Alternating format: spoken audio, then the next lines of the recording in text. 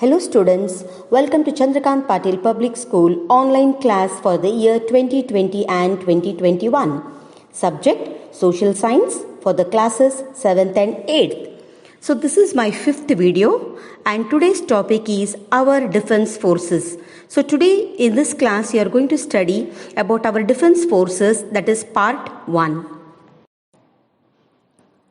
Learning outcomes are understanding our defense forces, responsibilities of our defense forces, understanding the Army, Navy and the Air Force.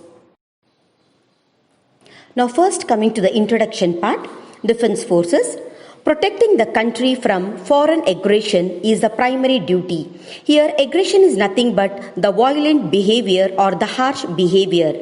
So the important duty or the primary duty of our defense force is to protect the country from the violent behavior or harsh behavior from the foreigners.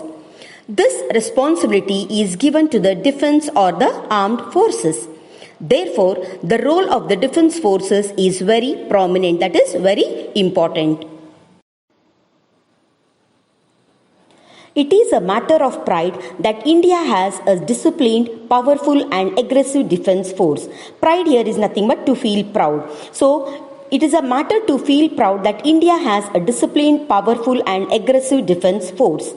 We have efficiently faced several challenges after independence which disturbed our national integrity. It means that we have successfully faced so many challenges after the independence which try to disturb the integrity of our country. For example, the aggressions by China and Pakistan. India has about 15,200 kilometers of land border and 7,516.5 kilometers of sea border to protect. Over 40% of the total annual budget is reserved for the defense forces of India. Now coming to responsibilities of our defense forces. Protecting the border areas, safeguarding the integrity of our country, preventing smuggling and such other anti-national activities. Anti-national activities are nothing but the activities which are against the nation. The supreme power of the defense forces are vested with the President of India. It means that the supreme power of the defense forces are given as the legal right to the President of India. The defense system has 3 divisions: Army, Navy and Air Force. The Defence Forces of India take part in the Independence Day and Republic Day celebrations of India and display their military strength. There are training centers for the defence forces to learn their fighting skills. Important among them are National Defence College, Defence Service Training Centre, Indian Military Academy, Dehradun and National Defence Academy, Khadakwasla in Pune. So here you can see the pic of our different defense forces, that is Army, Navy and Air Force. Now let us study about our Indian Army in very brief. The Indian Army is the second largest in the world.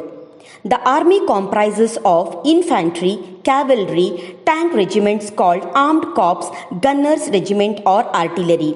Here infantry is nothing but the soldiers who walk by foot, and cavalry is nothing but the soldiers who will ride on the horseback, and regiments are nothing but the group of people. So the tank regiments are called as armed corps, gunners regiment or artillery.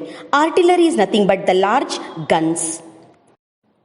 There are 11 lakh soldiers and 9,60,000 reserve forces in the army. The service chief of the army is called general. It means the chief person for the army is called as general. His responsibility for discharging duties related to the control of the force, training, operation and administration. It means that the general's responsibility is to distribute the duties related to the control of the force, or it could be for the training, for the operation or for the administration purpose. The head office is based in New Delhi. Just have a look over this pic, children. This is one of the pic of our Indian Army men. And here you can see this is the logo of our Indian Army.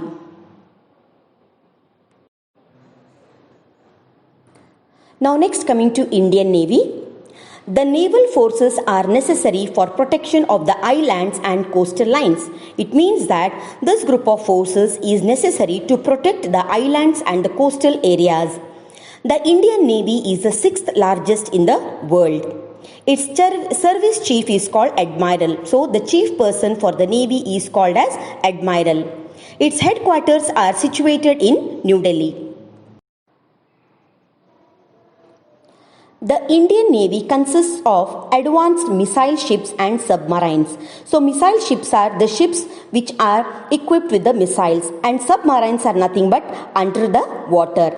Among them, INS Vibhuti and INS Godavari are prominent, that is the important ones. Apart from them, INS Virat and INS Vikramaditya are well equipped with fighter aircraft. So INS Vikramaditya and INS Virat are very well equipped with the fighter aircrafts. The naval base of the Indian Navy is situated in Karwar, which is known as the Seabird. So the naval base of our Navy, it is situated in Karwar and it is also known as the Seabird. This is one of the pic of our Indian Navy. Just have a glance over it, children. And this is the logo of our Indian Navy. Now next coming to the Indian Air Force. The Indian Air Force is the 5th biggest in the world. Its chief is called Air Chief Marshal. That is, the chief person for this Indian Air Force is called as Air Chief Marshal. Its head office is situated in New Delhi. For the administrative convenience, it means that to make convenient for the administration purpose, the Indian Air Force is divided into 5 commanding stations. The command stations at Bengaluru, Hyderabad and Dindigul, that is in Tamil Nadu, have important training centers. As a result of advancement of latest technology, it is equipped with fighter aircrafts to face any eventuality. Here eventuality is nothing but possible event. Here is one of the pic of our Indian Air Force. And this is the logo of our Indian Air Force. By this, I have completed my today's topic, children. Hope you all have understood it. Here comes your worksheet number 5, which you have to complete and you have to preserve it. So in the first bit, you have fill in the blanks.